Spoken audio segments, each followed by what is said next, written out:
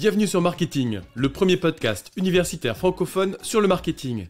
Ce podcast est créé et animé par les étudiants de TechDeco Périgueux et moi-même, Fabrice Cassou, maître de conférence à l'Université de Bordeaux. Notre objectif est de vous partager chaque lundi, mercredi et vendredi notre passion et notre curiosité sur le monde du marketing. Alors bonne écoute. Dans ce nouvel épisode, nous avons eu la chance de pouvoir interviewer une conseillère en communication, Isabelle Defaille. Entrepreneuse, elle a créé son agence nommée IDCC, située près de Marsac en Dordogne, afin d'aider les entreprises de la région à développer une communication adéquate mais surtout attractive. Durant cette interview, elle nous parlera de son parcours professionnel et scolaire et bien sûr donnera son point de vue sur la création d'entreprises avec tous les avantages qui vont avec. Elle a également su vous donner de précieux conseils pour se lancer en tant que futur entrepreneur. Alors déjà, merci de nous recevoir. Est-ce que vous pouvez vous présenter brièvement votre parcours scolaire, professionnel ? Oui, alors bonjour, merci aussi de porter l'intérêt à notre agence IDCC. Alors mon parcours, j'ai une formation juridique, donc rien à voir avec le métier de la communication. Donc niveau de Bac+3 aujourd'hui, ce qui correspond aujourd'hui à un Bac+3. Donc j'ai fait 5 ans en presse gratuite, donc à l'époque c'était des journaux gratuits où on vendait des espaces publicitaires. Ensuite, j'ai fait 1 an de télévision, toujours de vendre des espaces publicitaires, donc pour passer à la télévision, les annonceurs, on allait chercher des annonceurs. Et ensuite, comme je me servais beaucoup du support page jaune, c'était pour moi une mine d'informations, je me suis dit, tiens, ils doivent bien avoir des commerciaux qui travaillent là-dedans. Donc j'ai contacté et j'y suis restée 27 ans. Donc voilà un petit peu mon parcours, scolairement donc Bac+3, licence de droit, rien à voir avec le métier que je pratique aujourd'hui, mais par contre ça m'a beaucoup aidé en culture générale, donc ça peut-être on verra. Quel est votre poste dans l'entreprise ? Alors dans l'entreprise agence IDCC, je suis donc directrice, dirigeante, puisque j'ai créé donc cette agence. D'accord. En parlant de l'agence IDCC, pourquoi ce nom justement Alors c'est vrai que c'était une problématique. Quand ça va faire maintenant, ça fera 3 ans en septembre. Donc la question que je me suis posée, c'est comment appeler mon agence. Donc ça n'a pas été évident parce que j'avais un fichier client, j'étais connue sur l'Aquitaine, on va dire 3 départements auprès de professionnels. Donc je me suis dit, ce serait bien de garder mon nom pour qu'ils puissent continuer à me contacter. Et c'est pour ça que j'ai trouvé ID. Alors ce sont mes initiales, Isabelle Defaille. Idée, je trouvais que c'était sympa aussi au niveau de la com, ça, voilà, comme quoi on trouvait des idées et qu'on avait pas mal d'idées, ce dont on ne manque pas, et CC, conseil et communication. Donc voilà l'origine du nom. Voilà, c'est vrai que ça n'a pas été évident. Si c'était aujourd'hui à refaire, je refais la même chose, mais si je démarrais dans cette activité-là, je choisirais peut-être un nom avec une consonance un peu plus commerciale dans la communication. Est-ce que vous pouvez présenter votre agence de communication en quelques mots ? Alors oui, nous on est spécialisés. Ce que j'ai voulu faire, c'est une agence qui touche un petit peu à tout type de communication pour répondre à toute problématique auprès d'un professionnel. Donc ça passe évidemment aujourd'hui, on s'adapte, on est avec un univers de réseaux sociaux, beaucoup de web, beaucoup d'univers de communication. Donc voilà, on fait du site internet, on fait la création de logos, on fait l'événementiel, on fait également de la gestion de Google, la gestion des avis, de la réputation, de la communication sur du marketing Google, alors référencement naturel, référencement payant. Donc un petit peu tous ces univers-là. Et on s'adapte à la demande. Dernièrement, on a une cliente, une demande pour une femme politique, donc qui, pour les législatives, veut qu'on s'occupe de sa campagne, c'est-à-dire trouver un logo, trouver tout autour un univers de couleurs, comment communiquer. Donc on va s'occuper de toute sa campagne de communication, juste support. Et comment est constituée votre équipe et quels sont à peu près les différents rôles que vous attribuez à chacun ? Alors, dans l'agence aujourd'hui, on est de mémoire 8. Donc il y a moi, il y a un directeur général qui s'occupe plutôt de la partie gestion, tout ce qui est juridique, comptable, tout ce qui ne m'attire pas trop. Surtout quand on a été salarié pendant des années, qu'on bascule dans le côté entrepreneuriat. Donc ensuite, j'ai 4 collaborateurs, donc Marie, Lola, Enzo et Marion, qui gèrent, alors chacun a ses tâches bien particulières. Marion s'occupe de tout ce qui est administratif, Donc relance client, on a Pascal qui est au contrôle également, la contrôle de parution. On contrôle tout, les fautes d'orthographe, la logistique au niveau des parutions. On a des clients qui veulent paraître 1 fois par semaine, d'autres 2 fois par semaine. Lola et Marie qui sont plutôt dans le web design, création. Donc, et Enzo qui est technico-commercial, qui va bientôt partir sur le terrain. Et moi qui chapeaute un peu tout ça, mais à la base je suis une pure commerciale. 2 webmasters, les pauvres, on peut être content, et un vidéaste. Voilà. J'ai Eric, donc j'ai 2 webmasters, un qui travaille sur du Wix et un autre qui travaille sur WordPress. Donc pourquoi et comment, ça dépend du profil du client, de ce qu'il veut, de ce qu'il recherche. Alors souvent des clients me disent oui, il vaut mieux WordPress. Alors ça n'a rien à voir. Je pourrais comparer ces 2 supports, enfin ces 2 plateformes pour faire des sites, un petit peu comme ceux qui utilisent Samsung et d'autres qui sont plutôt Apple. L'important, ils ont la même efficacité, c'est l'utilisation, c'est ce qu'on en fait. Voilà. Et du coup, avec quel type d'entreprise travaillez-vous en général Alors, je travaille avec tout type d'entreprise, alors des PME, des artisans. Nous, on est principalement... moi, j'aimais bien travailler avec le bâtiment. Donc, c'est une corporation qui n'a pas le temps de s'occuper de sa communication, qui est exigeante tout en ne l'étant pas. C'est-à-dire qu'ils nous font pleinement confiance, parce que ce n'est pas leur domaine. Donc, ils estiment qu'en fin de compte, il vaut mieux confier cela à des professionnels. C'est encore un domaine qui aujourd'hui ne connaît pas la crise. Donc, on est aussi obligé de tenir compte de domaines d'activité. Quand il y a eu le Covid, nous, on n'a pas trop souffert parce que dans notre activité, on avait beaucoup de personnes du bâtiment, de dépannage, de gens qui travaillaient encore. Tous ceux qui travaillaient avec des restaurants, des campings de tourisme, j'en connais des collègues d'agences sur Bordeaux, ça a été une grosse problématique. Donc, mais sinon, avec tout type de clients, on travaille avec des médecins. On a un médecin esthétique, avocat, vraiment tout type de professionnels. Donc, on n'est pas sectorisé, vraiment. C'est ce qui fait aussi la richesse de notre activité. Et on a un peu un luxe, c'est qu'on choisit aussi avec qui on veut travailler. C'est-à-dire ? Eh bien, par exemple, dernièrement, j'étais contactée par un client. Voilà, je sentais que ça allait être un peu compliqué. Voilà, donc nous, on a ce luxe-là de choisir les clients avec lesquels on veut travailler. Donc c'est un partenariat et on ne veut pas travailler en souffrance. C'est-à-dire que ça commence à partir, on n'a pas de différend avec les clients. Je ne veux pas avoir de conflit. Donc ça se passe bien, en confiance, on a de très bons relationnels. Donc voilà un petit peu le luxe que je peux me permettre, ce que je ne pouvais pas faire quand j'étais salariée. Donc ça, je m'étais dit, je monte ma boîte, mon entreprise, et là, je choisis avec qui je veux travailler. Avec quels outils travaillez-vous pour mener à bien vos missions et pour répondre au mieux aux besoins des différentes entreprises ? Alors, les outils, ils évoluent sans cesse, ça c'est vrai, parce que ça c'est la partie aussi d'Enzo, par exemple. Alors, les outils que nous utilisons, principalement, comme on a à peu près on approche de 120 clients à peu près, on va dire une grosse centaine de clients, et qu'on a par exemple, pour vous donner une idée, 2 publications par semaine, ça fait 200 publications, c'est ingérable de le faire manuellement. Donc on passe par un outil qui s'appelle Social Pilot, qui est un outil de communication américain de base. Et donc, Enzo qui parle parfaitement, qui est bilingue, qui parle parfaitement anglais, on a pu communiquer et voir avec eux. Donc, on a vu d'autres plateformes qui faisaient la même chose en France. Elles sont limitées. Par exemple, nous, on a besoin de publier sur les réseaux sociaux comme Facebook, Instagram, LinkedIn. Entre autres, les principaux, Google, My Business. Et les plateformes françaises ne le permettent pas. C'est-à-dire qu'elles sont limitées à publier sur Facebook, ou je crois que c'était Facebook, ne publiait pas, et Instagram, voilà. Mais nous, on a besoin de publier également sur Google My Business. Donc voilà pourquoi. Ensuite, on utilise l'outil de Canva. Donc ça, c'est un excellent outil qu'on maîtrise parfaitement. Ça nous permet de faire des posts qui sont... il y a beaucoup de créativité. Alors là, vous pouvez avoir pas mal d'idées, c'est vraiment très riche.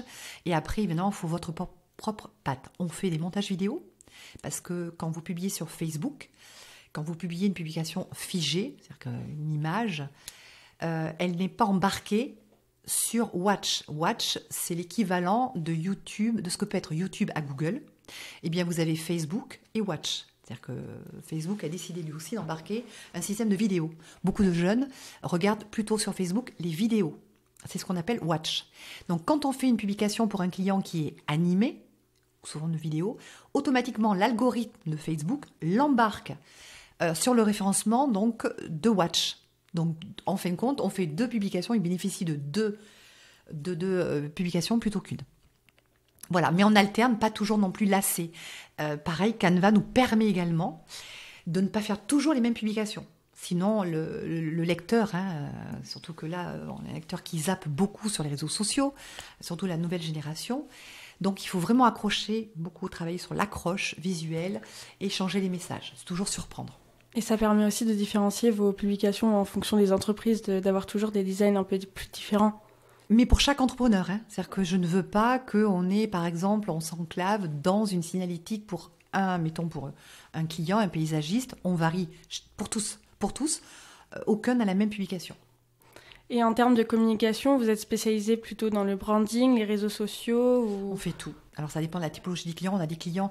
Alors pour les outils, excusez-moi, en ai-je oublié? Alors oui, après on a des outils comptables. On a des outils, on utilise OneDrive. C'est un partage. Il faut que tous les collaborateurs puissent avoir accès aux mêmes données. Parce que parfois, il y en a un qui peut être malade ou qui part en vacances. On doit mettre donc toutes ces données dans un outil qu'on appelle donc OneDrive. On travaille avec Illustrator, Adobe également. Donc c'est une déclinaison, Photoshop. Voilà. Donc voilà principalement les outils. On a aussi des outils, alors comme Youda ou SEMrush, qui nous permet d'auditer évidemment la notoriété et l'efficacité d'un site internet, entre autres. Voilà, notoriété. Donc on travaille avec pas mal d'outils, puis après des outils évidemment comptables qui sont moins axés sur la communication, qui sont plutôt en interne, où là, voilà, c'est beaucoup d'outils à maîtriser, j'avoue. Okay. Quelles sont vos perspectives d'évolution pour votre agence dans le futur ? Alors, le branding, tout à l'heure, je pense que tu m'as parlé de branding, je vais répondre. Branding et réseaux sociaux, c'est moi qui suis partie. Alors, nos clients, tout dépend de la typologie. Quand on va chez un client et qu'on fait la découverte client, ce que j'apprends à travailler avec mes jeunes, on fait pas mal de sketchs aussi de vente, de mise en situation. Ce qu'il faut travailler, c'est justement quels sont les besoins du client. Il faut les déterminer. Et en fonction d'eux, on voit avec lui si on travaille plus sur le branding, sur la notoriété, ou plus sur du call to action, c'est-à-dire sur du lead. Moi, j'ai un client, par exemple, un pisciniste, il est complet cette année, il a un problème de recrutement, donc là, le carnet de commandes est complet, donc lui, il n'a pas trop besoin de travailler sur une accroche commerciale, il n'a pas besoin de plus de clients. Par contre, on travaille la notoriété. Voilà, des conseils, comment bien entretenir sa piscine, les prestations, tout ce qu'il propose, et on commence même à préparer la saison de l'automne, c'est-à-dire l'hivernage, etc. Donc on a toujours quasiment 6 mois d'avance, comme dans la mode. Et ensuite, on a un autre client à contrario qui, lui, vend de la piscine en kit, où là, lui, veut du lead. Donc des contacts. Et là, on travaille justement sur une communication sur les réseaux sociaux et sur du Google Ads, où là, on fait en sorte d'accrocher du client. Donc avec des accroches publicitaires, dont on pourra parler après tout à l'heure, ou que je pourrais vous montrer. Et pour répondre à votre question, on fait un peu des deux. Depuis 6 mois ou 1 an, est-ce que vous avez observé des tendances particulières en termes de communication, les façons de faire ? Alors non, beaucoup de clients se posent des questions, notamment sur les nouveaux réseaux sociaux qui émergent, comme notamment TikTok, qui n'est pas nouveau, mais dont on parle beaucoup, notamment Instagram. Mais bon, dans le bâtiment, si on fait de l'isolation, ça va pas être très fun. Par contre, un client qui fait du portail, qui a plusieurs réalisations, on bascule, on les amène aussi vers de l'Instagram. TikTok, pas, sauf si on avait un profil, je ne le néglige pas, puisque là, Marie est chargée justement de trouver des influenceurs pour des clients qui, par exemple, voudraient promouvoir certains produits de leur marque. Donc là, on a aussi cette piste-là, on a cet outil-là à proposer aux clients. Et est-ce que vous voyez, d'après vous, quelles sont les tendances qui pourraient venir dans les prochains mois ou dans les prochaines années ? Alors les prochaines tendances, c'est sûr que nous, dans ma catégorie de clients, puisqu'on est dans le bâtiment et dans d'autres, la tranche d'âge, c'est du 30, on va dire nos clients, c'est du 30 à plus de 70 ans. Ça va être beaucoup Facebook, ça va être Google. Alors ça, c'est Google, c'est impératif. Moi, j'ai travaillé pendant 27 ans pour le groupe Page Jaune. Autant vous dire que les pages jaunes, aujourd'hui, elles sont en chute libre, et même depuis quelques années déjà, maintenant. Oui. Donc non, ça va être beaucoup les sites internet, ça va très vite, la communication va très vite. Donc on l'a vu avec le Covid, pendant la période du Covid, beaucoup de gens se sont digitalisés, de commerçants. D'ailleurs, l'État a proposé des aides, que ce soit aussi bien au niveau de la CCI, la région, donc a proposé des aides financières. Donc on a pu accompagner des clients qui ont pu bénéficier de ces offres-là pour avoir des sites internet, mais pas que. Donc la tendance dans les années à venir, oui, l'avantage qu'on a avec les réseaux sociaux et le web, c'est qu'on est interagile, on est vraiment agile et on peut s'adapter facilement. D'ailleurs, nous, c'est ce que l'on fait aussi depuis 3 ans. Vous vous occupez de la communication des entreprises, mais vous, comment vous faites pour communiquer autour de votre agence pour la promouvoir ? Les cordonniers sont toujours les plus mauvais chaussés. Ou les plus mal chaussés, on dit plutôt. Ça, c'est une évidence. Je pleure, parce que je dis à mes jeunes, je voudrais qu'on fasse des pubs, on n'a souvent pas le temps. Donc moi, la chance que j'ai, c'est que j'avais déjà un fichier client que je n'ai même pas pu continuer à travailler, puisque j'ai la région bordelaise que je n'ai pas le temps d'optimiser, parce qu'on a beaucoup de temps. J'ai démarré, on était 3, là on est maintenant 7 ou 8. Donc ça va très vite. Je fais partie d'un réseau comme un genre de BNI. C'est un réseau de chefs, un regroupement de chefs d'entreprise, où là, donc ça s'appelle notamment la CREE, classe affaires. Et là, c'est du réseau, c'est du bouche à oreille. Bon, c'est ce qui marche le mieux par recommandation. Donc on est beaucoup, IDCC, on marche beaucoup par recommandation. Et pour les jeunes qui nous regardent, est-ce que vous prenez beaucoup de stagiaires, d'alternants ? Ah ben là, oui, pour le coup, j'en ai 4. Donc oui, moi je suis pour... déjà les jeunes baignent dedans, bon, c'est leur univers, c'est les consommateurs d'aujourd'hui et surtout de demain, entre autres. Et puis, non, on a besoin de jeunes, oui. Moi je prends déjà j'aime partager, et puis en plus on travaille en équipe, donc beaucoup d'écoute, beaucoup de partage, beaucoup de pratique et de bienveillance. Enfin, nous on a une bonne équipe, là on s'entend bien. Et quelles sont les compétences que vous recherchez quand quelqu'un postule pour... Alors, pour mes 4 jeunes, ce que j'ai demandé, c'est de venir en situation. Donc, c'est d'avoir des idées, c'est plutôt avoir des idées de publicité, voilà, entre autres. Avoir un bon esprit, toujours positif, bien sûr. Trouver des solutions, parce qu'en fin de compte, il n'y a que des solutions quand on a une problématique. Quand on veut voir le verre à moitié plein, il est souvent plein. Donc voilà, je vais faire plutôt un essai. Le niveau d'études est important parce que plus vous avez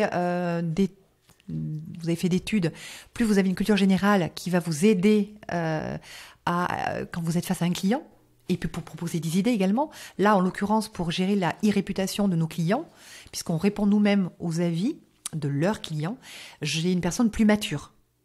Voilà, parce qu'au niveau de la tournure de français, il faut pouvoir répondre de manière correcte. Il faut aussi connaître son environnement. Les filles, depuis qu'elles sont là, ça va faire... Enzo, ça fait 3 ans. Ils connaissent, comme on a pas mal de clients, ils auront une culture générale qui permet de pouvoir demain savoir un petit peu quoi répondre, quoi mettre. Voilà. Il y a une saisonnalité également au niveau des activités, un assainissement individuel. On doit connaître toutes ces activités-là, en l'occurrence. Mais c'est intéressant pour quelqu'un de curieux, c'est très, très riche. Très enrichissant. Comment avez-vous eu l'idée de monter votre propre agence de communication ? Alors moi déjà, je suis une passionnée. Moi j'adore la communication. Pour rien au monde, je ne voulais faire autre chose. Et aujourd'hui on me disait, mais est-ce que tu ferais autre chose si tu devais recommencer ? Non, je ferais la même chose. Donc la pub m'a toujours attirée.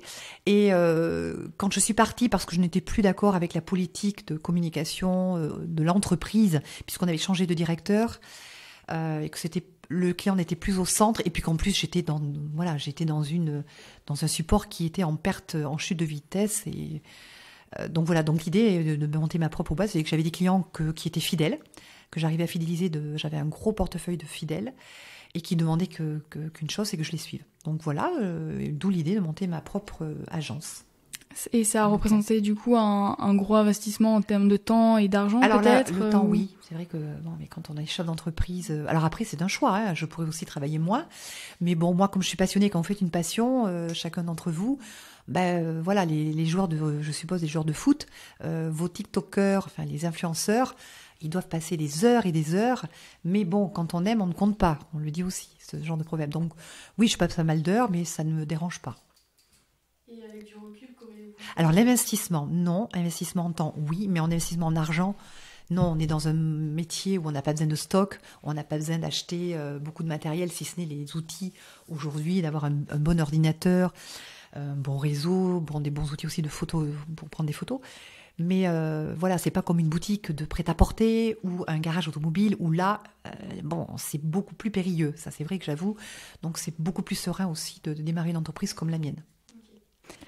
Est-ce que vous avez eu des appréhensions avant de vous lancer dans ce projet ? Non, alors l'appréhension, non, parce que je maîtrisais, je savais ce que j'allais faire. Alors après, non, puis après, tout le monde a des appréhensions. Quand je vais chez certains clients qui sont plus ou moins difficiles, des clients qui ont des problématiques, ou parfois on a fait peut-être quelques erreurs, oui, il y a toujours une appréhension, mais qui n'a pas d'appréhension dans son métier aujourd'hui ? Donc elle est facilement gérable. D'accord. Combien vous avez mis de temps à vous faire connaître votre agence Je ne sais pas si elle est connue, l'agence. Alors, j'ai des clients qui m'appellent parce qu'on a fait un site internet qu'on a très mal travaillé, d'ailleurs. On a fait ça très vite parce que j'ai dit, il me faut au moins un site internet. Donc, c'est mon webmaster qui a fait ça. On l'a pas beaucoup travaillé. Non, mais bon, le réseau, j'ai démarré avec pas mal de clients. Après, des clients m'ont retrouvé. La recommandation, la CCI m'a pas mal recommandé également, puisque j'avais me présenter à eux pour dire que j'existais. Hein. Et leur profil, mon profil les intéressait dans la mesure où nous, par rapport aux autres agences de communication, on propose une solution globale.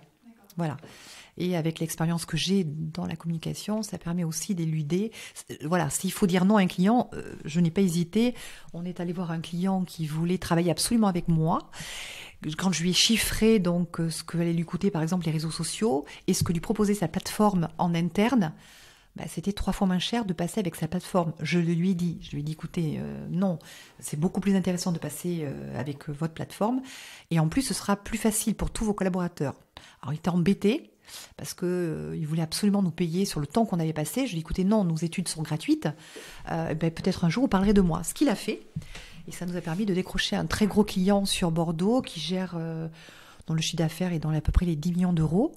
Donc, un beau profil, voilà, et c'est un petit peu cet effet de boule de neige. Mais là, on a décidé, oui, de partir un petit peu plus sur faire du commercial. Ça me manque. D'accord. En termes de quantité de travail, est-ce que c'est plus important lorsqu'on est employé ? J'étais commerciale, donc évidemment, quand vous êtes commercial, plus vous travaillez, plus vous gagnez. Donc ça, après, chacun gère à sa façon son rythme de travail, mais c'est vrai que quand on est chef d'entreprise, bien sûr, il faut tout superviser, il faut quand même tout contrôler. Et après, il y a toute la partie administrative, gestion, sécurité. Voilà, moi j'ai appris pas mal de choses. Et, par exemple, qu'il fallait des extincteurs dans l'agence. Bon voilà, tout un tas de choses. Mais on se fait entourer, on est très bien encadré quand on démarre quand on démarre une entreprise. D'accord. Est-ce que vous travaillez avec d'autres personnes pour la gestion du domaine plus spécifique, comme la comptabilité ou l'aspect législatif, oui. Justement Alors moi, je fais partie des gens qui font confiance aussi aux professionnels, comme j'aime que mes clients fassent confiance à notre agence, puisqu'on est des professionnels de communication. Donc j'ai pris un comptable, j'ai un expert comptable. Ensuite, j'ai un avocat fiscal qui me conseille également sur la fiscalité, voir si on fait bien ou pas bien. Ensuite, on a un expert comptable encore aussi où je croise les données, j'aime bien avoir plusieurs données pour cela. Et puis ensuite, voilà, tout ce qui est juridique. Et un huissier de justice, je travaille aussi avec un huissier de justice, puisqu'on organise des jeux, et moi j'aime bien être vraiment carré avec tout ce qui est législation vis-à-vis de mes clients, c'est ce que je leur dois, protection des données. Donc voilà, on travaille avec un huissier de justice également pour le règlement de concours. Voilà, qui fait quoi, pourquoi lui il a gagné. Donc là, on est vraiment très en adéquation avec les règlements. Quand on a sa propre entreprise, comment on fait pour justement travailler son branding Ah ben alors voilà, ça c'est dur, hein. C'est difficile parce qu'on n'a pas le temps. Donc alors on a fait pas mal d'événementiels. Là on est en train de travailler. On a eu l'idée. On a un client qui est chocolatier sur Marsac-sur-l'Île. Donc je lui ai proposé pour Pâques. Donc de créer un événement avec la mairie. Donc on a rendez-vous tout à l'heure, c'est pour ça que je vous ai demandé de venir un tout petit peu plus tôt. On a rendez-vous avec le maire de Marsac. On va faire ça de manière gratuite. C'est en clair, on offre, IDCC va offrir des chocolats. Alors on va voir combien, 500 peut-être moins. Une chasse à l'œuf. On va organiser une chasse aux œufs pour le dimanche de Pâques, derrière les bois de Marsac, en mettant en avant notre agence.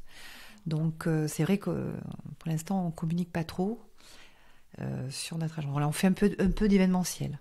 Voilà. Maximise-t-on les efforts pour la réputation de son entreprise ou de son branding personnel ?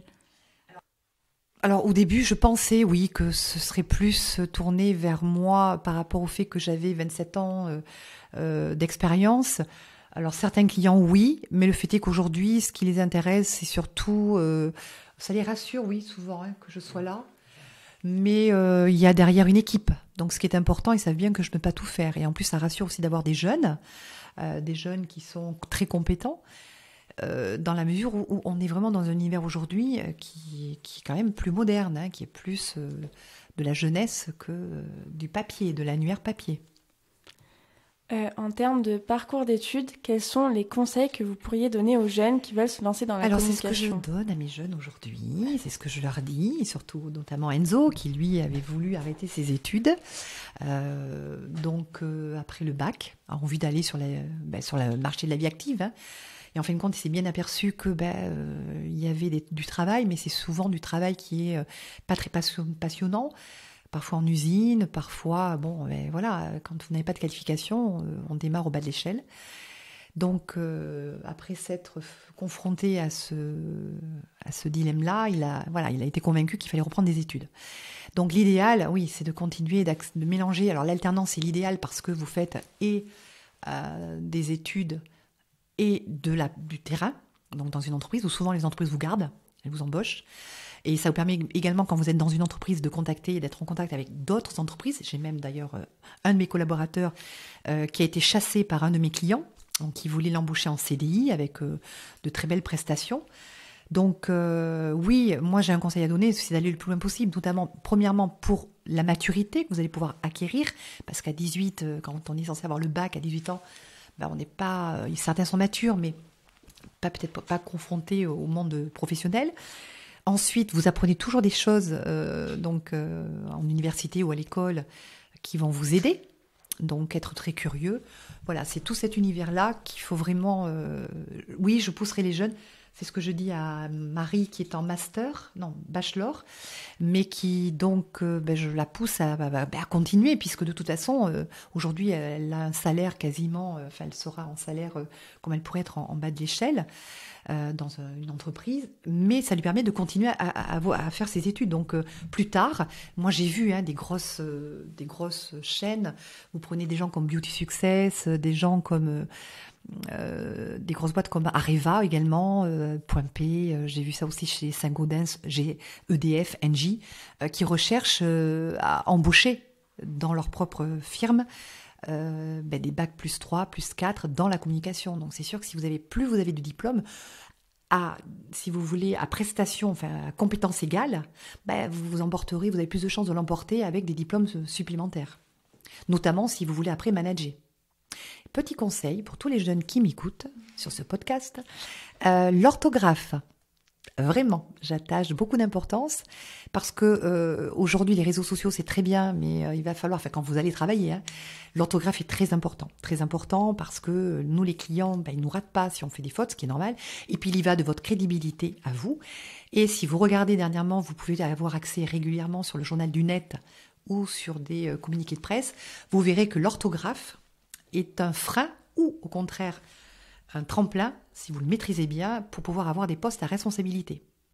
De manager, si vous voulez manager une équipe, on vous confiera plus facilement un poste si vous maîtrisez bien l'orthographe que si vous ne la maîtrisez pas. Donc ça, c'est ma petite parenthèse, un petit conseil. J'adore. C'est véridique. Ouais. Et quels sont vos conseils plutôt pour quelqu'un qui voudrait du coup se lancer et créer sa propre agence ? Alors oui, au contraire, il faut. Par contre, alors là, vraiment, quand vous créez une agence, la base de tout chef d'entreprise, que ce soit une agence de communication ou une entreprise d'alimentaire, un restaurant, un garage, c'est le commercial. Vous devez être un bon commercial, c'est-à-dire vous devez vendre votre produit. Vous pouvez être le meilleur artisan du monde. Si vous ne savez pas exploiter et développer, faire connaître, vendre vos prestations, vous aurez du mal. Donc, à moins d'avoir un bon coup de pouce, style un influenceur qui vous lance, très bien. Mais si vous démarrez tout seul, il faut avoir une bonne partie commerciale. Voilà, il faut maîtriser son produit, maîtriser votre produit, poser sa voix, avoir de l'assurance. Même si vous tremblez au fond de vous, c'est comme prenez les artistes, les acteurs, surtout ceux qui font du théâtre.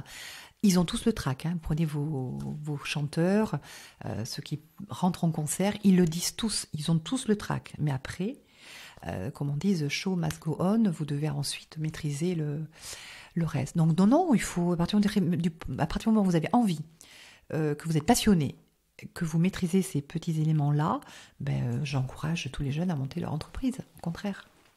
Parfait. Et pour finir, en termes de culture générale, quels conseils de films, séries ou même de lecture pourriez-vous donner ? Alors, bien connaître par contre son actualité, ça c'est important. Même sans prendre... Alors, ne jamais prendre parti, bien sûr, il faut rester neutre quand on a une entreprise, ça c'est sûr. Donc, que ce soit l'univers politique, tenez-vous informés, vous n'avez pas pour très longtemps de savoir ce qui se passe dans l'actualité. Économique également, quand vous maîtrisez votre secteur économique, c'est quand même plus crédible. Vous êtes plus crédible au niveau pour vos clients. Après, les séries, elles sont toutes intéressantes parce que parfois des séries sont des phénomènes de société. Alors, je peux penser à Game of Thrones. Il y a eu le jeu de dames dernièrement qui est sorti sur Netflix, parce que moi je suis aussi très Netflix. Donc, ça vous permet également parfois de créer un climat de contact ou de confiance chez le client. Donc, tout est bon à prendre en culture, que ce soit cinéma, lecture. Soyez curieux et quand vous allez chez un client, quel qu'il soit, travaillez toujours son secteur économique. Travaillez sur lui. Donc, vous avez toujours, en plus, vous avez accès, contrairement à nous autrefois, donc on n'avait pas accès aux données que vous avez aujourd'hui. Aujourd'hui, on pourrait dire que vous seriez presque inexcusable de ne pas connaître un domaine ou un autre. Vous avez accès aujourd'hui via Google à tout un tas de données auxquelles nous, on n'avait pas accès. Donc voilà, culture générale, cinéma, faites-vous plaisir. Tout est bon à prendre, l'actualité pour créer et discuter avec un client. Je rebondis, mais en termes de veille, justement, d'information sur le secteur de la communication ou sur des bons exemples de campagne publicitaire, vous regardez sur des sites en particulier ou sur les réseaux sociaux ? Par exemple, oui, pour la concurrence. Ouais. Alors oui, on peut regarder. Oui, tout à fait. Moi, quand je chasse un prospect, quand je travaille sur un client, par exemple, qui m'appelle, nous d'abord, on regarde ce qu'il fait. Comment est sa concurrence, comment il se situe, sur Internet, s'il est premier, deuxième. Et ensuite, on lui fait une proposition de communication, c'est-à-dire un plan de marketing. Et on arrive avec des propositions. C'est-à-dire que j'ai un site Internet, on a fait une maquette site. Donc déjà, on parle, mais avec du concret. On lui montre, on lui parle, mais on a du concret avec nous. Un site Internet, maquette. On fait des maquettes également vidéo. On arrive avec des posts de ce qu'on a idée de lui proposer. Toujours avoir des idées. Si vous arrivez les mains vides, mais même dans mon précédent métier, ce qui a fait que j'ai pas mal réussi, c'était le fait que j'apportais des idées au client. Le client n'a pas d'idée, il n'a pas le temps de penser à ça. C'est à vous de proposer des idées. Voilà, donc les veilles, oui, on fait pas mal de veilles. C'est mieux. Quand on parle de la concurrence, c'est que les clients sont à côté. Mais c'est un métier passionnant. Et vous, en plus, aujourd'hui, les réseaux sociaux, c'est vraiment un métier d'avenir. Aujourd'hui, toute communication, toute entreprise aura besoin de communication. Alors, de deux choses de l'une, soit ils font appel à une agence, soit ils ont leurs propres salariés qui s'occupent de la communication. Et là, le danger, c'est pour ça aussi qu'il faut faire attention, c'est de ne pas tomber dans la monotonie ou dans la redondance. C'est-à-dire, il faut à chaque fois vous renouveler, ce qui est moins évident quand on est mono-entreprise. Nous, la chance qu'on a, c'est pour ça que d'ailleurs, Lola, Marie m'ont contactée à l'époque, notamment LinkedIn. Voilà, ça aussi, quand vous voulez trouver du travail ou chercher des entreprises, faites un CV sur LinkedIn. C'est hyper important. Moi, j'ai chassé parce que je suis passée par des écoles. Aucune ne m'a donné des CV, ne m'a fait passer des CV qui me satisfaisaient. Donc, j'ai chassé moi-même. Et notamment, Marie et Lola étaient sur LinkedIn. Donc, on s'est chassés quasiment au même moment. Donc, c'est un petit peu le conseil que j'ai à vous donner. Bien, merci beaucoup d'avoir répondu à nos questions. Eh bien, je vous remercie également. Passez une bonne journée. Et à bientôt peut-être. Merci à tous d'avoir suivi cet épisode. Vous pouvez nous aider dans notre démarche en vous abonnant à notre podcast et en laissant un commentaire. Merci pour votre soutien et votre écoute et à très bientôt sur Marketing, le podcast universitaire pour tous les curieux du marketing.